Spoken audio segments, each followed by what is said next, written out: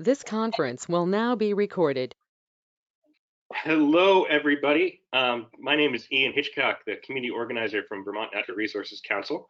You normally have me behind the camera or the webcam for these dispatches, but today I am delighted to be speaking to all of you and to be joined by Jon Copans from the Vermont Council on Rural Development.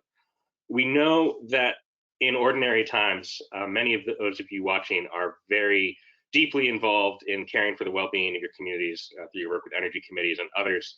And in this time of COVID-19 and social distancing, we wanted to spend our climate dispatch today talking about some amazing opportunities that have arisen to volunteer and continue to have that community spirit be alive and well as we help our communities and our people navigate this crisis. And so Jon and I are going to be talking about how one can join mutual aid groups, which have sprung up all over Vermont, and talk a little bit more about the work that these volunteer groups are doing all throughout the state.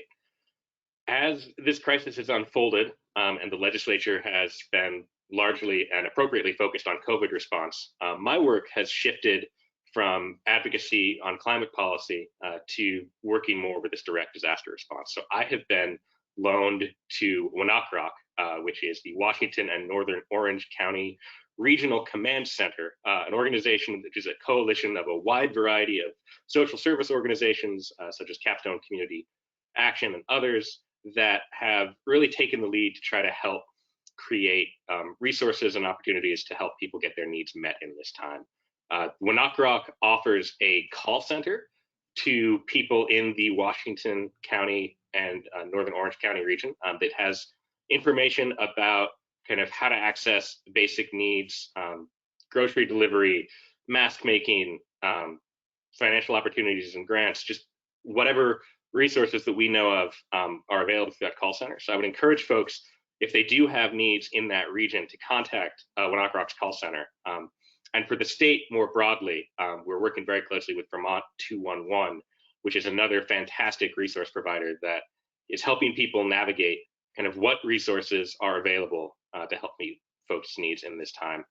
And I have had the privilege, similarly, of working with energy committees over the last few years, over the last few weeks of working with mutual aid groups, who have been these phenomenal groups of volunteers that have been really taking the lead and helping their communities however they can, whether it's trying to arrange for grocery deliveries or getting people together to make face coverings and masks, to even something as simple as planting lawn signs, down to congratulate graduates from colleges and schools who aren't able to have in-person ceremonies but still are getting a sense of community support. So there are myriad opportunities out there. I'll be sharing a listing of mutual aid groups down in the comments below, as well as in the description of this video.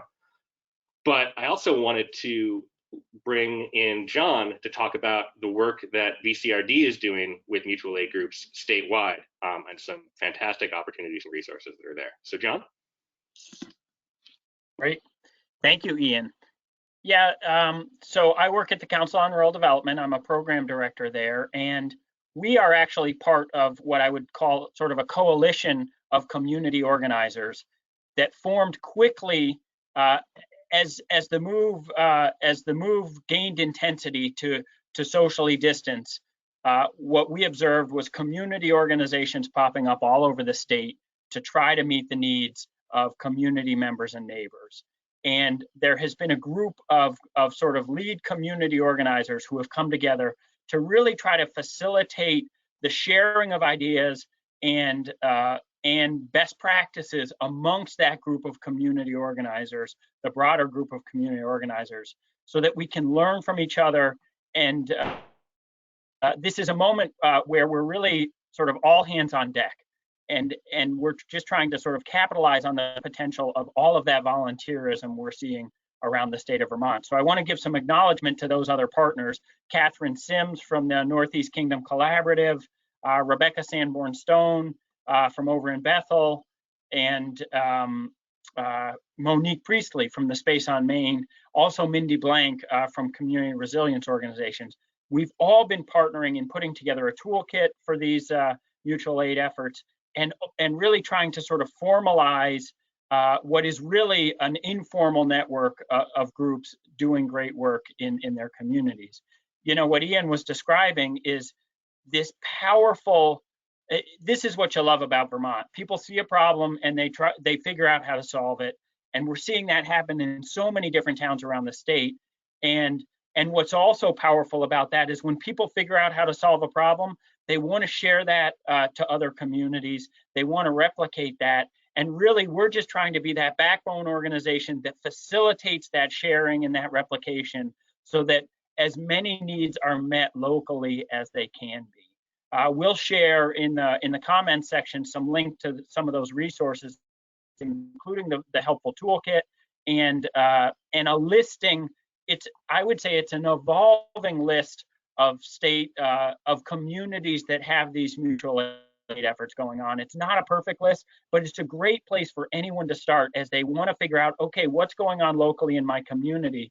It's one of the things we really encourage people to do as they get started. If they want to start an initiative locally, is really survey the scene and figure out what's already happening in your community.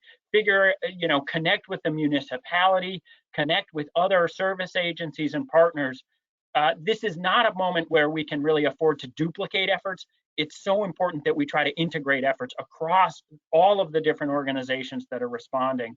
And so surveying the scene and figuring out where can you plug in most effectively is really, I would say, a key way to engage in this. And we are happy as an organization, similar to WNOC-RRC, to really help Vermonters find their way into these organizations, because what we know is people are ready to help and they're just looking for those opportunities to help their neighbors and to help their broader community.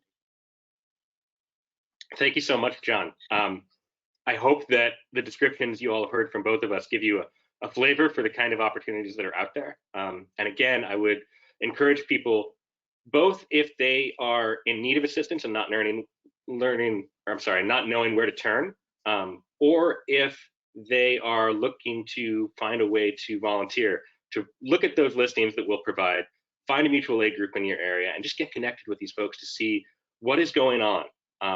Similar to John, I have been inspired and struck by the ability and desire of Vermonters to come together and pull together at the grassroots level. And I just feel so grateful and honored to be in a place with that kind of community-minded spirit now. And all of you are a huge part of that, and I thank you very much for it. Again, we'll send along that listing.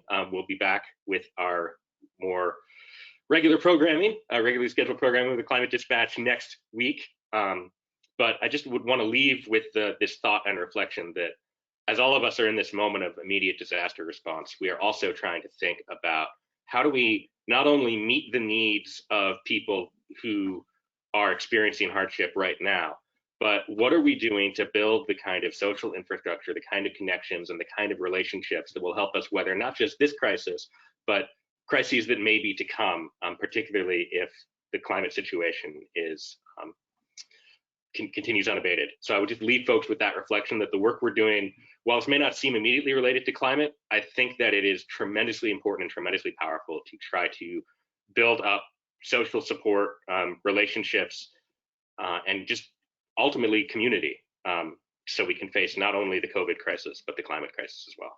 So thank you all so very much, and we'll look forward to seeing you next week. Yeah, thanks so much, Ian. Really appreciate the chance to share. So thanks a lot.